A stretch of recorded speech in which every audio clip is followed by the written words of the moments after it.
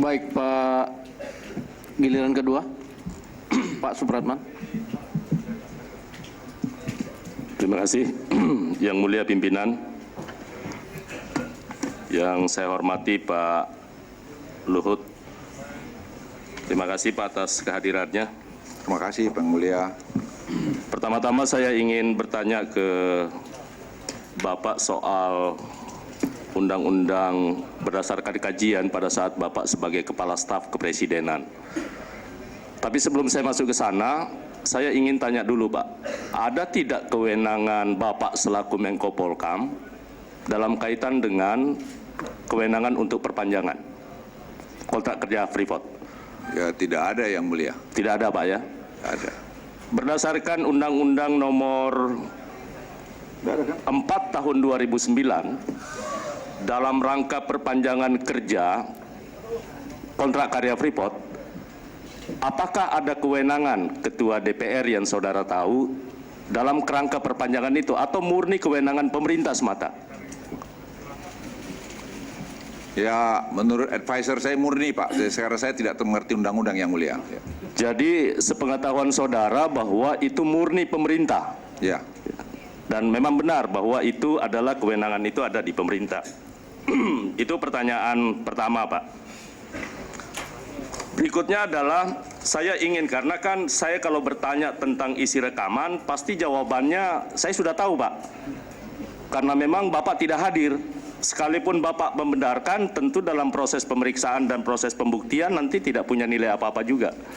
Tetapi sekedar untuk kita dapatkan gambaran, saya ingin mendapatkan sebuah gambaran dari Bapak, dan itu saya sudah tanyakan kepada Pak Ma'ruf Samsudin. Apa yang ditanyakan oleh Pak Sarifuddin Sudi tadi, saya ingin menggali lebih dalam soal pembangkit PLTA di Arumuka. Saya pernah ke sana Pak, berkunjung, dan setahu saya sebelum Pak Ma'ruf Samsudin jadi Direktur Utama Freeport, antara PT Freeport Indonesia dengan pemerintah Papua itu sudah melakukan hubungan kerjasama dalam rangka pembangunan PLTA Arumuka sebesar 1000 megawatt. Itu dilakukan oleh Presiden Direkturnya kalau tidak salah Pak Rozik yang lalu. Itu sudah dilakukan, dan oleh pemerintah Papua juga itu sudah melakukan kerjasama dengan salah satu swasta nasional kita untuk membangun. Kebetulan di dalam isi rekaman itu ini juga disinggung, makanya menjadi heran kalau kemudian antara Freeport dengan pemerintah Papua itu sudah menjalin kerjasama untuk pembangunan pembangkit. Sepengetahuan Bapak, apa Bapak tahu tentang pembangkit ini? Saya tidak tahu. Tidak tahu Pak ya. Yang terakhir, ini menyangkut soal ribut perpanjangan kontrak karya adalah menyangkut kewajiban divestasi. Kalau kewajiban divestasi saya rasa saudara saksi pasti sangat tahu soal, karena ini menyangkut di dalam kontrak karya maupun berdasarkan PP 77 yang terakhir tahun 2014 itu, di situ dinyatakan adalah bahwa Freeport punya kewajiban untuk melakukan divestasi sebesar 30%. 10% sudah dilakukan, kemudian 20% terakhir itu harus dilakukan Freeport. Itu kalau tidak salah sebelum tanggal 7 Oktober harus juga sudah melakukan penawaran kepada pemerintah Republik Indonesia. Setahu saksi, apakah PT Freeport itu sudah dalam kaitan dengan kajian yang pernah dilakukan, PT Freeport sudah pernah mengajukan penawaran soal divestasi ini kepada pemerintah? Yang sepanjang saya tahu, nanti saya minta ingat staf saya, justru itu yang menjadi masalah. Sebenarnya jadi buat kita, buat kami nih bicara yang muda-muda ini, kenapa kita mesti beli saham itu? Kan 2021 juga sudah habis. Ya. Sederhana itu. Jadi salah satu butir-butir kajian itu begitu. Karena kita mesti keluar uang lagi sekian miliar dolar, padahal sebenarnya kalau nggak diperpanjang misalnya 2021, itu sudah milik Indonesia. Sama seperti Mahakam. Ya. Tapi kita juga ingin melihara hubungan dengan Amerika. Itu kajian Pak ya, kajian bebas di kita. Jadi sebenarnya kita juga lucu, kenapa mau kita bayar saham mahal-mahal, padahal sebenarnya 2021 itu sudah milik kita semua. Iya, maksud saya Pak, ini kan kenapa saya harus tanya kepada saudara saksi menyangkut saham ini, karena menurut keterangan Pak Ma'ruf Samsudin itu menyatakan bahwa pembicaraan rekaman yang walaupun Bapak tidak tahu di sana, bahwa yang dimaksud itu adalah saham yang merupakan divestasi daripada Freeport. Itu keterangan Pak Ma'ruf. Nah, karena di dalam rekaman itu dinyatakan bahwa percakapan itu adalah meminta saham kepada Freeport, yang di dalamnya dinyatakan bahwa itu Pak Luhut 11%, kemudian Pak JK 9%, padahal sesungguhnya sepengetahuan saudara, kalau namanya kewajiban divestasi, apakah seharusnya yang berkewajiban untuk menawarkan saham itu, apakah PT Freeport atau orang lain, Pak? Ya itu lagi menjadi masalah. Kan itu yang pertama harus ke pemerintah. Ya. Yang kedua tadi kepada BUMN kalau tidak keliru. Betul. Hah? Pemda, terus kemudian BUMD, baru nanti terakhir lelang bebas. Jadi saya juga kalau itu tidak paham kok ada pembicaraan semacam itu. Karena kajian kami itu urut-urutan pembagian saham tadi seperti itu. Jadi yang paling terakhir itu baru swasta. Jadi tidak mungkin itu bisa dilakukan tiba-tiba ujuk-ujuk langsung ke swasta. Itu aneh malah. Tapi apa yang pembicara situ saya kira yang mulia silakan tanya mereka berdua. Tapi pemahaman kami, saya bilang dua konteks tadi. Ya, pertama kenapa kita mesti bayar-bayar? Wong 2021 menjadi bagian Republik Indonesia. Yang kedua, lah kalau itu mau bagian-bagian saham, enak banget itu bisa langsung kepada individu. Tidak mungkin yang mulia. Jadi kalau yang mulia tanya saya ingin bertanya lagi waktu yang mulia nanya mereka, kenapa ada pikiran itu?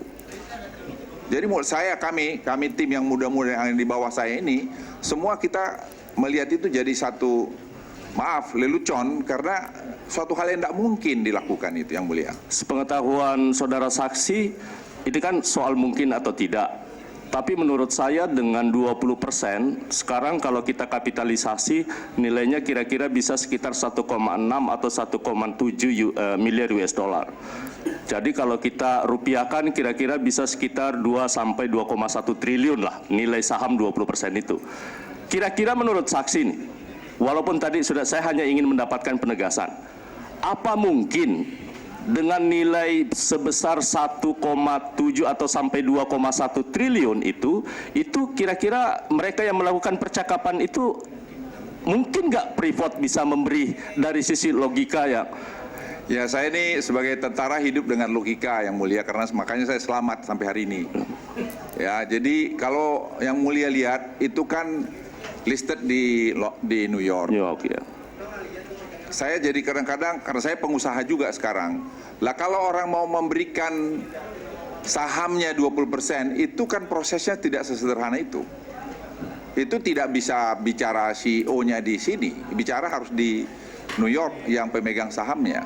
Jadi kalau Anda tanya pengalaman saya secara teknis, mungkin kalau saya boleh staf saya bantu sedikit, Tok, kamu jelasin bagaimana proses. Biar ini karena mereka yang buat kajian supaya yang mulia dapat gambaran. Kalau boleh diizinkan staf saya. Mungkin melalui pimpinan. Kalau boleh yang mulia supaya para yang mulia mendapat gambaran, kami membuat kajian itu sangat luas. Tidak soal suka tidak suka dalam hal ini. Mungkin saya pikir ya pimpinan yang mulia, apa yang disampaikan kita sudah bisa menangkap. Oke, baik, yang disampaikan oleh saudara saksi. Satu lagi pertanyaan saya, Pak. Ada surat dari Menteri ESDM tanggal 7 Oktober yang dipersepsikan oleh publik menyatakan bahwa itu memberi jaminan perpanjangan kepada Freeport yang tembusannya juga diberikan kepada Presiden. Soal semacam memberi jaminan perpanjangan. Apakah saudara tahu juga soal ini? Tidak. Saya tahu kemudian hari dari media atau dari website ya. Tapi intinya adalah benar bahwa surat itu ada ditujukan kepada, akhirnya saudara saksi tahu dan memang ada tembusannya kepada Presiden? Saya tidak tahu persisnya, tapi yang saya tahu yang saya baca di koran. Menurut saudara saksi, kalau kemudian berdasarkan Undang-Undang Nomor 4 Tahun 2009 bahwa perpanjangan kontrak itu harusnya berakhir tahun 2021 dan usulan menyangkut negosiasi itu harus dilaksanakan tahun 2019. Apa pendapat saudara dengan surat tanggal 7 Oktober yang dikeluarkan oleh Menteri SDM itu? Kalau boleh yang mulia tanya Menteri SDM aja, karena saya terus terang tidak paham betul mengenai isi suratnya itu. Karena nanti kalau saya berkomentar tidak elok juga. Tapi yang saya maksudkan kan ini hasil kajian dari kepala staf, dari staf kepresidenan. Itu sudah menyatakan, saya hanya ingin mempertegas saja, saudara saksi. Kan di sana sudah dinyatakan bahwa berdasarkan peraturan perundang-undangan dan presiden sampai hari ini komit untuk melakukan perpanjangan kegiatan kontrak karya Freeport itu yang akan berubah menjadi izin usaha pertambangan produksi khusus itu nanti di tahun 2019. Dan saudara saksi tadi menjelaskan bahwa tidak boleh ada dalih apapun untuk melakukan upaya perpanjangan sebelum tahun 2019. Ya, saya jujur saya belum membaca lengkap surat itu karena saya baca di koran, karena terus terang itu sudah tidak bagian pekerjaan saya lagi sejak saya Menko Polhukam. Jadi saya tidak elok mengkomentari pekerjaan dari kolega saya kecuali saya sudah baca lengkap. Nanti kalau sudah lengkap saya baca, saya pelajari, saya akan kasih komentar pada yang mulia di luar. Yang terakhir yang mulia, soal perpanjangan kontrak yang akan berakhir tahun 2021. Ini pernyataan saudara saksi luar biasa. Ini sangat nasionalis dan saya sangat setuju. Kalaupun ada kewajiban divestasi 30% itu, saya hanya ingin sekali lagi minta penegasan bahwa harusnya kalau tidak diperpanjang sebagaimana halnya yang kita dapatkan dalam kontrak Mahakam, apakah benar Indonesia akan mendapatkan sebuah keuntungan yang besar kalau kemudian itu tidak diperpanjang? Theoretically begitu, tapi tentu kita perlu melakukan kajian-kajian dalam. Ya, karena itu jumlah investasi sepanjang yang saya tahu selama kalau dibilang 20 tahun kira-kira berjumlah antara 12 miliar dolar.